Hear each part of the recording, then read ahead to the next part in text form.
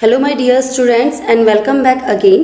Today I am going to start class 8 geography NCERT book second chapter, and that is land, soil, water, natural vegetations and wildlife resources.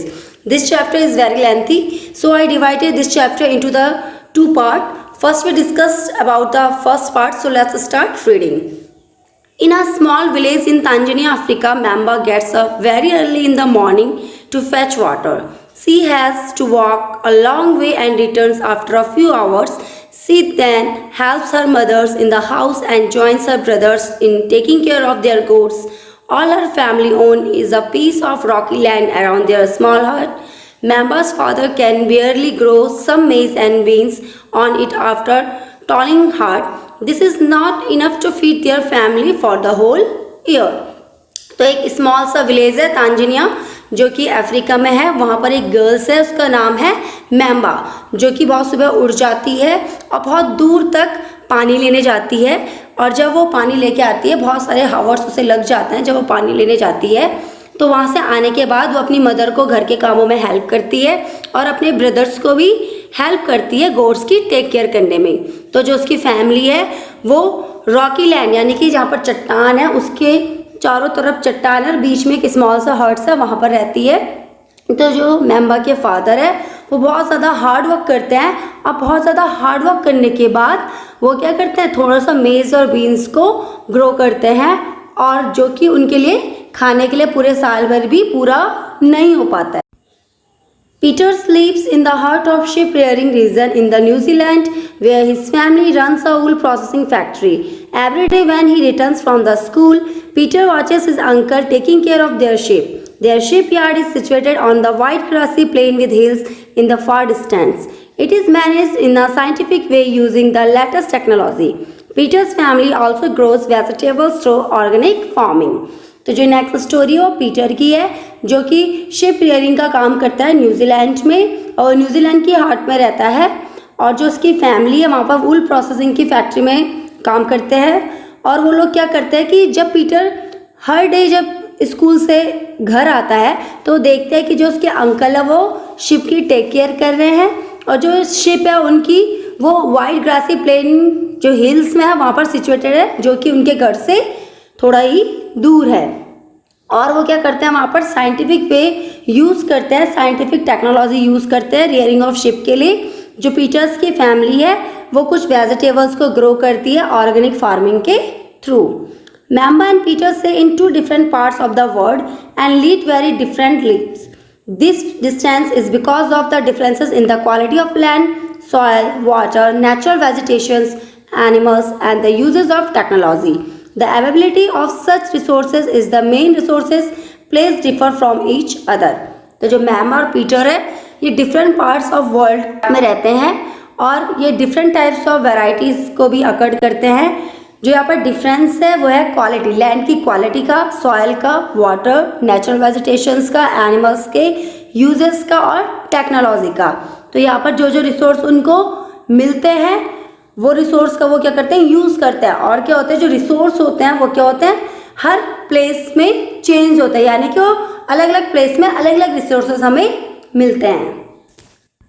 Land is among the most important natural resources. It covers only about 30% of the total area of the earth surface and all parts of this small percentage are not habitable. The uneven distribution of population in different parts of the world is mainly due to the varied characteristic of land and climate. The rugged topography, steep slopes of the mountains, low-lying areas susceptible to water. तो जो land है वो हमारे लिए बहुत ज़्यादा important natural resources हैं, और जो लैंड का 30% टोटल एरिया अर्थ सरफेस है, और जो इसके छोटे छोटे पार्ट्स हैं वो क्या है, इसके स्मॉल स्मॉल पार्ट्स में हैबिटेबल नहीं है. तो जो लैंड है इसमें क्या अनइवन डिस्ट्रीब्यूशन है. तो जो पॉपुलेशन है वर्ल्ड की वो डिफरेंट पार्ट्स में सिचुएटेड है, क्योंकि जो लैंड की जो कैरेक्टरिस्टिक्स होते हैं, उसके फीचर्स होते हैं, क्लाइमेटिक फीचर्स होते हैं, उसके अकॉर्डिंग वहाँ पर क्या होती है, पॉपुलेशन क्या होती है, पॉपुलेटेड होती है. तो यहाँ पर जो रग ट्रोपोग्राफी होता है, steep slopes of mountains, low lying area, sustainable of water. तो जो लैंड होता है उसमें ट्रोपोग्राफी देखी जाती है, स्लोप्स देखी जाती है माउंटेन्स की, लो लाइंग एरियाज देखा जाता है, वाटर रिसोर्सेज देखा जाता है. तो जो वर्ल्ड है उसमें क्या अलग अलग डिस्ट्रीब्यूशन ऑफ लैंड को बांटा गया है और जो लैंड की क्वालिटी, इसके फीचर्स होते हैं, क्लाइमेट के जो फीचर्स होते हैं, उसके अकॉर्डिंग वहाँ पर पॉपुलेशन को सेटअप किया जाता है। Logging desert areas, thick forested areas are normally sparsely populated or uninhabited. Plains and rivers valleys offer suitable land for agriculture, hence these are the densely populated areas of the world. तो क्या होता है, जो desert areas होते हैं, thick forests होते हैं, वो क्या होते हैं, पॉपुलेटेड होते हैं, अनहैबिटेटेड होते हैं। लेकिन जो प्लेन्स में जो रिवर्स हैं, प्लेन्स हैं, यहाँ पर क्या होता है कि जो रिवर्स और प्लेन्स है, इनमें क्या था, बहुत ज़्यादा क्या सूटेबल है किस चीज़ के लिए, एग्रीकल्चर करने के लिए बहुत ज़्यादा ये वाली लैंड क्या होती है, प्लेन्स की लैंड बहुत ज़्यादा सूटेबल होती है। और यही कारण है कि प्लेन्स में जो पॉपुलेशन है क्या है, बहुत ज़्यादा है वर्ल्ड में। Next one is land use. Land is used for different purposes such as agriculture, forestry, mining, building houses, roads and setting up the industries. This is commonly termed as land use. Can you list of the different ways in which the Members and Peters family use their land?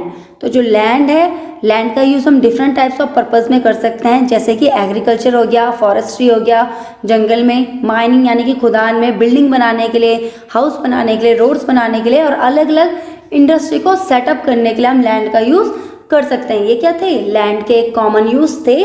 तो क्या आप वो list बना सकते हैं जिससे कि क्या हो सकता है, जो मेंबर और पीटर हैं उनकी जो फैमिली लैंड में क्या क्या काम करते थे, यानी कि अफ्रीका और न्यूजीलैंड में लैंड का यूज़ किस किस पर्पज़ में किया जा सकता है, इनकी क्या बना सकते हो, आप लिस्ट बना सकते हो। The use of land is determined by physical factors such as topography, soil, climate, minerals, and availability of water. Human factors such as population and technology are also important determinants of land use patterns. तो जो land का use है ये क्या करता है, हमारा physical factor है, जैसे कि हमारा ट्रोपोग्राफी है, सॉइल्स हो गया, क्लाइमेट्स हो गया, मिनरल्स हो गया, और उस लैंड में वाटर की कैपेसिटी कितनी है। तो जो ह्यूमन है कि वो क्या करते हैं, ऐसे फैक्टर्स को देख के वहाँ पर क्या होता है कि पॉपुलेशन क्या होती है, डेंसली पॉपुलेटेड होती है, और वहाँ पर टेक्नोलॉजी को इम्पॉर्टेंट फीचर्स दिए जाते हैं। इंपॉर्टेंट फैक्ट्स वहाँ पर जो होते हैं वो टेक्नोलॉजी से रिलेटेड होते हैं, क्योंकि जो ह्यूमन बींग्स होते हैं वो क्या करते हैं, वहाँ पर लैंड का यूज़ एग्रीकल्चर के लिए करते हैं और एग्रीकल्चर में नई नई टेक्नोलॉजी का यूज़ करते हैं। Land can also be divided on the basis of private land and community land. Private land is owned by individual, whereas community land is owned by the community for common uses like collection of fooders, fruits, nuts or medical herbs. These communities lands are also called common property resources. तो जो lands है उनको दो वे में बांटा गया है। First one is private land, second one is community यानी कि सामुदायिक भूमि। तो जो प्राइवेट लैंड होती है वो हमारी खुद की होती है, और जो कम्युनिटी लैंड होती है वो क्या होती है, कॉमन यूजेस के लिए होती है, कम्युनिटी के थ्रू वो ऑर्गेनाइज की जाती है, जिसमें कि हम कॉमन यूज में उसको ला सकते हैं। जैसे कि हम वहाँ पर फूडर का कलेक्शन कर सकते हैं, फ्रूट का कलेक्शन कर सकते हैं, नट्स और मेडिसिनल हर्ब्स का जो कलेक्शन है उसे कर सकते हैं। और इनको हम क्या कहते हैं, कॉमन प्रॉपर्टी रिसोर्स। जहाँ पर कम्युनिटी लैंड होती है उसको हम कॉमन प्रॉपर्टी रिसोर्स भी कह सकते हैं। People and their demands are ever growing, but the availability of land is limited. The quality of land also differs from place to place. People starting encroaching the common lands to build up commercial areas, house complexes in the urban areas to expand the agricultural land in the rural areas. Today's the vast changes in the land use pattern also reflect the culture changes in our society. Land degradation, landslides, soil erosion, desertification are the major threat to the environment because of the expansion of agriculture and constructional activities. तो जो लोग होते हैं उनकी demands होती है land की, वो क्या होती है, लिमिटेड होती है, क्योंकि वो क्या करते हैं वहाँ पर हर चीज़ को तो वहाँ पर ग्रो कर नहीं सकते हैं। तो जो क्वालिटी है लैंड की वो क्या होती है, हर प्लेस में अलग अलग होती है। तो जो लोग होते हैं वो लैंड का यूज़, कॉमन यूज़ किसके लिए करते हैं, वहाँ पर बिल्डिंग बनाने के लिए करते हैं, हाउस बनाने के लिए करते हैं, अर्बन एरियाज़ में हाउस बनाने के लिए करते हैं, और कुछ लोग क्या करते हैं लैंड का यूज़ रूरल एरियाज़ में एग्रीकल्चर के लिए करते हैं। लेकिन आज के मॉडर्न ज़माने में ये सब क्या हो लैंड में क्या हो गया, बहुत ज़्यादा चेंजेस ला दिए गए हैं, जिसमें कि बहुत सारे पैटर्न हैं जिसके थ्रू हम उसके कल्चर चेंजेस सोसाइटी को भी रिफ्लेक्ट कर सकते हैं। और आपने देखा होगा कि लैंड डिग्रेडेशन होता है, लैंडस्लाइड आपने देखा होगा, सॉइल इरोजन भी होता है, जिसमें कि क्या होता है कि जो एनवायरनमेंट है इसको बहुत ज़्यादा हार्म मिलता है, क्योंकि जो एग्रीकल्चर और कंस्ट्रक्शनल एक्टिविटीज़ होती हैं वो क्या होती है, बहुत ज़्यादा बढ़ जाती है, जिसके थ्रू क्या होता है जो हमारा एनवायरनमेंट है वो क्या हो जाता है, हार्म हो जाता है, यानी कि डिसबैलेंस होता है। क्योंकि हम लोग क्या करते हैं, जो नेचुरल रिसोर्स है उसका यूज़ क्या कर रहे हैं, डे बाय डे हमारा इंक्रीज होते जा रहा है। कंजर्वेशन ऑफ लैंड रिसोर्सेज, अब हमें क्या करना है, कंजर्वेशन में संरक्षण करना है, लैंड रिसोर्स को हम कैसे बचा सकते हैं। Growing population and their ever growing demand has led to a large scale destruction of forest cover and arable land has created a fear of losing this natural resources, therefore the present rate of degradation land. तो आप देख सकते हो कि जो conservation of land resources है, इसमें क्या होता है कि जो ग्रोइंग पॉपुलेशन है वो बहुत ज़्यादा बढ़ रही है। जब पॉपुलेशन बढ़ रही है तो लोगों की डिमांड्स भी डे बाय डे इंक्रीज हो रही है, जिसके थ्रू हम क्या करते हैं, लैंड या यूज़ के लिए हम बहुत सारे फॉरेस्ट को क्या कर देते हैं, कट अप कर लेते हैं, और इसके थ्रू क्या होता है जो हमारे नेचुरल रिसोर्स हैं वो क्या हो रहे हैं, खोते जा रहे हैं। Therefore, the present rate of the degradation of land resources must be checked. Afforestation, land reclamation, regulated use as a chemical pesticides and fertilizers, and check on overgrazing are some of the common methods used to conserve land. तो present time में क्या हो रहा है, जो degradation land resources है वो क्या है, चेक किया जाता है। अफॉरेस्टेशन, लैंड रिक्लेमेशन और जो केमिकल पेस्टिसाइड्स है, फर्टिलाइजेशन होती है, इन सबको क्या किया जाता है, वो चेक किया जाता है। उसी के साथ जो ओवर ग्रेजिंग होते हैं इनको भी कॉमन मेथड्स में यूज़ किया जाता है, जिसके थ्रू हम क्या कर सकते हैं, लैंड को कंजर्व करने में हेल्प कर सकते हैं। Soil, the thin layer of granny substance covering the surface of the earth is called soil. It is closely linked to land. Landforms determine the type of soil. Soil is made up of organic matter, minerals, and weathered rock found on the earth. This happens through the process of weathering. The right mix of minerals and organic matter make the soil fertile.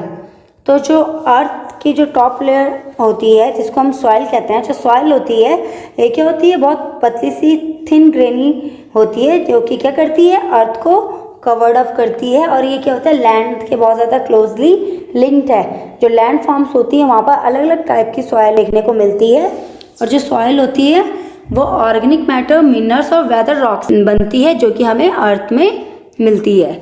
और ये इसलिए होता है processing of weathering एक process होती है, जिसमें कि क्या होता है कि जो रॉक्स होते हैं वो क्या होता है, डिके और ब्रेकिंग हो जाते हैं टेम्परेचर के थ्रू, जिसमें कि क्या होता है, चेंजेस आ जाते हैं, किसके थ्रू, प्लांट्स, एनिमल्स और मैन के थ्रू। तो यहाँ पर एक फिगर है सॉयल प्रोफाइल, जिसमें कि यहाँ पर दिया गया है top soil with humus and vegetation. जो सॉयल प्रोफाइल में जो फर्स्ट लेयर है वो टॉप लेयर है, जिसमें कि क्या होता है, ह्यूमन और वेजिटेशन ग्रोथ देखने को हमें मिलती है। सेकंड लेयर है सब सॉयल, जिसमें कि क्या होता है, सैंड, सिल्ट और क्ले होता है। थर्ड लेयर है वेदर रॉक, जिसमें क्या होता है, छोटे छोटे पार्टिकल होंगे रॉक के। And next one is parent rock, जो कि सबसे नीचे होगी, और इसमें क्या होगा, हार्ड जो स्टोन होंगे वो पाए जाएंगे। तो यहाँ पर जो फिगर है सॉइल प्रोफाइल का, ये आपको अपनी नोटबुक में ड्रॉ करने हैं।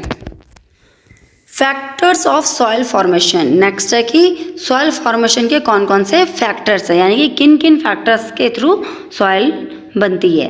The major factors of soil formation are the nature of the parent rock and climatic rock.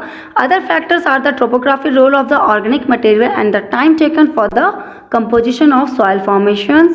All this differ from place to place.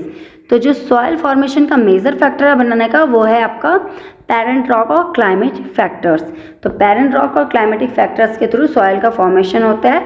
और जो अदर फैक्टर्स है वो आपका ट्रोपोग्राफी है, ऑर्गेनिक मटेरियल है, वो भी इसमें बहुत ज़्यादा रोल प्ले करता है. और जो टाइम टेकन कंपोजिशन करता है सॉइल फॉर्मेशन में, और अलग अलग जगह में अलग अलग सॉइल फॉर्मेशन हमें देखने को मिलती है. तो आप यहाँ पर देख सकते हो factor affecting of soil formation, यानी कि सॉइल फॉर्मेशन में ऐसे कौन कौन से फैक्टर हैं जो इसको अफेक्ट करते हैं. First one is parent rock, determines colours, texture, chemical property, mineral content and permeability. तो जो पेरेंट्स रॉक होती है ये डिटरमाइन करती है उसका कलर कैसा है, सॉइल का टेक्सचर कैसा है, उसकी केमिकल प्रॉपर्टीज़ कैसी है, या फिर उसमें मिनरल्स अच्छे प्रेजेंट है या नहीं, यानी कि quality of minerals parents rocks में देखी जाती है। Next one is climate, temperature, rainfall, influence rate of weathering and humus. तो जो क्लाइमेट होता है उसमें टेम्परेचर, रेनफॉल्स और वेदरिंग और ह्यूमस को देखा जाता है। Third one is relief, altitude and slope determine the accumulation of soil, flora, फोना एंड माइक्रो ऑर्गेनिज्म। तो जो फ्लोरो, फोना और माइक्रो ऑर्गेनिज्म होते हैं ये क्या करते हैं, जो ह्यूमस होता है वो क्या करते हैं, इसको क्या करते हैं, ह्यूमस फॉर्मेशन को अफेक्ट करता है। Next one is time, determine thickness of soil profile. तो जो टाइम होता है वो क्या डिटरमाइन करता है, सॉइल प्रोफाइल की थिकनेस को डिटरमाइन करता है। So my dear students, you can understand so well this factors affecting of soil formation because this is very important. Degradation of soil and conservation measures. Soil erosion and depletion are the major threat to soil as a resource. Both human and natural factors can lead to degradation of soil. Factors which lead to soil degradation are deforestation, overgrazing, overuse of chemical fertilizers or pesticides, rainwash, landslides and floods. Some methods of soil conservation are mulching. The bare ground between plants is covered with a layer of organic matter like straw. It helps to retain soil moisture. Next one is contour barriers. Stone, grass, soil are used to build the barriers along contours. Trenches are made in front of the barriers to collect water. Third one is rock dam. Rocks are built up to slow down the flow of water. This prevent gullies and further soil loss. तो यहाँ पर हम degradation की अगर हम बात करते हैं कि जो सॉइल डिग्रेडेशन होता है वो किसके थ्रू होता है, उसमें क्या होता है कि जो ह्यूमन बींग्स और जो नेचुरल फैक्टर्स हैं ये दोनों ही इंक्लूड हैं। और जो फैक्टर्स हैं जैसे कि डिफॉरेस्टेशन हो गया, ओवर ग्रेजिंग हो गया, जब हम केमिकल फर्टिलाइजर पेस्टिसाइड्स का ओवर यूज़ करते हैं तो क्या होता है, जो सॉइल होती है वो क्या हो जाती है, रेन वॉश भी हो जाती है, लैंडस्लाइड भी हो जाती है, जिसके कारण क्या था, फ्लड आता है। फ्लड भी क्या करता है, वो जितनी भी हमारी जो सॉइल्स होती है उसको क्या करती है, फ्लो ऑफ कर देती है। यहाँ पर कुछ मेथड्स दिए गए हैं जिनके द्वारा हम अपनी सॉइल को कंजर्व कर सकते हैं। First one is mulching. इसमें क्या होता है, जो सॉइल होता है उसमें जो मॉइस्चर होता है उसको मेंटेन करने का ये काम करती है। इसमें जो बेयर ग्राउंड रहता है उसके बीच में जो प्लांट्स रहता है वो कवर्ड होता है ऑर्गेनिक मैटर से, जैसे कि स्ट्रॉ होता है, और ये हेल्प करता है जो सॉइल है उसका मॉइस्चर रिटेन करने में। नेक्स्ट वन है कॉन्टर बैरियर्स। इसमें क्या होता है कि जो ग्रास होती है, स्टोन्स होती है, ये सॉइल में यूज़ की जाती है, बनाए जाते हैं, यहाँ पर बैरियर्स बनाए जाते हैं। और जो ट्रेंचेस होते हैं यानी कि जो ब्रांचेस होती है वो हेल्प करती है वाटर को कलेक्ट करने में। Next one is rock dam. जो रॉक होते हैं वो क्या करते हैं कि जो वाटर्स को होता है उसको फ्लो डाउन कर देते हैं स्लोली स्लोली, जिससे क्या होता है ये ग्लूइज प्रिवेंट करते हैं और जो हमारा सॉइल होता है सॉइल को वो लॉस नहीं कर पाते हैं। तो ये सब मेथड थे how can we conserve the soil. Next one is terrace farming. तो आपने टेरेस फार्मिंग देखी होगी। These are the made on the steep slope so that flat surface are available to grow crops. They can reduce surface run off and soil erosion. तो आपने देखा होगा terrace farming यानी कि एक के ऊपर एक जो फार्मिंग होती है वो की जाती है। आप फिगर में यहाँ पर देख सकते हो। तो जो हमारे गाँव में भी टेरेस फार्मिंग बहुत ज़्यादा यूज़ की जाती है। जो टेरेस फार्मिंग होती है इसके थ्रू क्या होता है कि यहाँ पर जो क्रॉप्स ग्रो होती है अवेलेबल होती है, और यहाँ पर सॉइल इरोजन अगर हो भी जाएगा तो एक खेत से दूसरे खेत की ओर जाता है, यानी कि जो हमारे सॉइल जो फर्टिलिटी है वो लॉस नहीं होती, वो एक स्टेप से दूसरे स्टेप तक जाती है। Next one is intercropping. Different crops are grown in alternate rows and are sown at different times to protect the soil from rain wash. तो इंटर क्रॉपिंग मीन्स क्या होता है कि अलग अलग टाइप की जो क्रॉप्स होती है उसको अल्टरनेट वे में रोज में लगाया जाता है और उसको शोन किया जाता है अलग अलग टाइम पे, जो कि प्रोटेक्ट करती है सॉइल को रेन वॉश होने से। नेक्स्ट वन है कॉन्टर प्लगिंग। तो हम लोग प्लगिंग का काम करते हैं। जो plugging parallel to the contours of hill slope to form a natural barriers of for water to flow down the slope. तो आपने देखा होगा कि पहाड़ी इलाके में हम क्या करते हैं, प्लगिंग का काम करते हैं, यानी कि हल लगाने का काम करते हैं, जिससे कि क्या होता है जो वाटर होता है वो अंदर की ओर फ्लो डाउन हो जाए। तो इससे भी क्या हो सकता है, जो सॉइल इरोजन है वो क्या हो सकता है, बच सकता है। Next one is shelter belts. In the coastal and dry region rows of trees are planted to check the wind movement to protect soil cover. और जो रीजन होते हैं कोस्टल एरियाज यानी कि जो ड्राई रीजन्स होते हैं वहाँ पर जो ट्रीज होते हैं उनको रो में प्लांटेड किए जाते हैं ये चेक करने के लिए कि जब भी वहाँ पर विंड मूवमेंट करेगी, विंड के थ्रू जो वहाँ पर मूवमेंट होगी उससे हम किसको प्रोटेक्ट कर सके, सॉयल को प्रोटेक्ट कर सकें। Water is a vital renewable natural resources. 3/4 of the Earth's surface is covered with water. It is therefore appropriately called the water planet. It was the primitive ocean that life began almost 3.5 billion years back. Even today, the oceans cover 2/3 of the Earth's surface and support a rich variety of animal life. The ocean water, however, is saline and not fit for human consumption. Fresh water accounts for only about 2.7%. Nearly 70% of this occurs as ice sheets and glaciers in Antarctica, Greenland, and mountain regions. Due to their location, they are inaccessible. Only 1% of fresh water is available and fit for human use. It is found as groundwater, as the surface water in rivers and lakes, as water vapour in the atmosphere. तो अब हमारा next natural resources है water, और ये क्या है, renewable natural resources है। तो जो 3/4 ऑफ अर्थ सरफेस है वो कवर्ड है वाटर से, इसीलिए हम इसको क्या कहते हैं, वाटर प्लैनेट भी कहते हैं। तो कुछ 3.5 बिलियन ईयर्स बैक कुछ प्रिमिटिव ओशन से जहाँ पर कि लाइफ बिगन हुई थी। तो आज के डेट में हम देख सकते हैं कि जो 2/3 ऑफ अर्थ सरफेस है जो कि सपोर्ट करता है रिच वैरायटी ऑफ प्लांट्स और एनिमल्स को।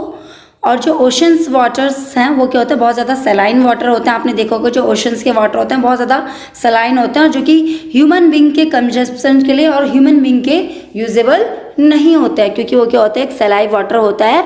और जो फ्रेश वाटर है वो ओनली 2.7% है, जिसमें से कि ह्यूमन बींग कितना यूज़ करता है, जो ह्यूमन का फ्रेश वाटर है वो ओनली 1% है। और जो 70% वाटर्स है वो किससे कवर है, आइस शीट से और ग्लेशियर में, जो कि आपके अंटार्कटिका, ग्रीनलैंड में और माउंटेन रीजन में प्रेजेंट हैं।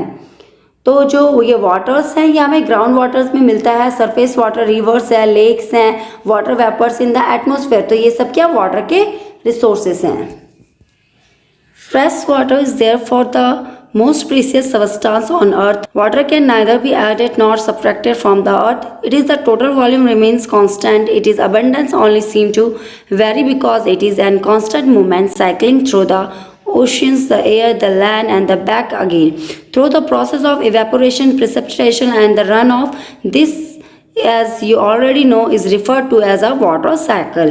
तो जो फ्रेश वाटर है वो बहुत ज़्यादा हमारे लिए इम्पॉर्टेंट सबस्टांस है अर्थ में, because you all know very well without water we can't survive.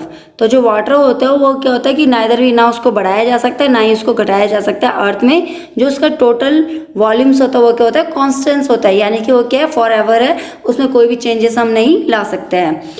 तो जो वाटर्स होता है इसमें बहुत सारे अबंडेंस देखने को मिलता है, क्योंकि ये क्या कांस्टेंट मोशन है, साइकिलिंग होता है, ओशंस के थ्रू साइकिल होता है, एयर और लैंड के थ्रू बैक अगेन दोबारा से अर्थ में आता है इवेपोरेशन और प्रेसिपिटेशन के प्रोसेस से। तो इसको हम क्या कहते हैं, जब वाटर क्या होता है कि अपनी पोजिशंस को चेंज करता रहता है one place to another place में, और ये साइकिल क्या हो रही है, सर्कल वे में चल रही है, तो इसे हम क्या कहते हैं, वाटर साइकिल कहते हैं। Humans use amounts of water not only for the drinking and washing but also in the process of production. Water for agriculture, industry generating electricity through the reservoirs of the dams are the other uses. Increasing population, rising demands for food and cash crops, increasing urbanization, rising standard of living are the major factor leading to shortage in the supply of fresh water, either due to the drying up of water source और water pollution. तो जो humans होता है वो water का use बहुत ज़्यादा amount में नहीं कर सकता है, लेकिन कुछ कुछ वाटर वो ड्रिंक के लिए कर सकता है, वॉशिंग के लिए कर सकता है, और कुछ कुछ क्या हो सकता है अपनी प्रोसेस ऑफ प्रोडक्शन में उसका यूज़ कर सकता है। जैसे कि एग्रीकल्चर हो गया, इंडस्ट्रीज़ हो गया, इलेक्ट्रिसिटीज़ को प्रोड्यूस करने के लिए किसके थ्रू, डैम्स के थ्रू हम क्या कर सकते हैं, इलेक्ट्रिसिटी को प्रोड्यूस कर सकते हैं। और ये क्या करते हैं, डे बाई डे जो हमारी पॉपुलेशन है वो इंक्रीज़ होती जा रही है, जिसके थ्रू जो हमारी डिमांड्स है फूड की, क्रॉप्स की, कैश की, ये क्या हो रही है, डे बाई डे बढ़ती जा रही है। तो ये क्या हमारे मेजर फैक्टर है जिसके थ्रू क्या हो रहा है, वाटर जो फ्रेश वाटर है उसकी सप्लाई क्या हो रही है, शॉर्टेज हो रही है, यानी कि उसमें क्या हो रही है, कमी आती जा रही है। क्योंकि जब पॉपुलेशन ज़्यादा बढ़ती रह रही है तो उनकी डिमांड्स भी बहुत ज़्यादा बढ़ती ही जा रही है, जिसके थ्रू क्या हो रहा है, जो हमारे फ्रेश वाटर है वो क्या हो रहा है, शॉर्टेज होता जा रहा है। और कभी कभी क्या होता है कि जो ड्राइंग अप हो जाता है, यानी कि जब बहुत ज़्यादा गर्म होता है तो जो वाटर सोर्सेज होता है वो क्या होता है, ड्राइंग अप हो जाता है, यानी कि वो सूख जाते हैं।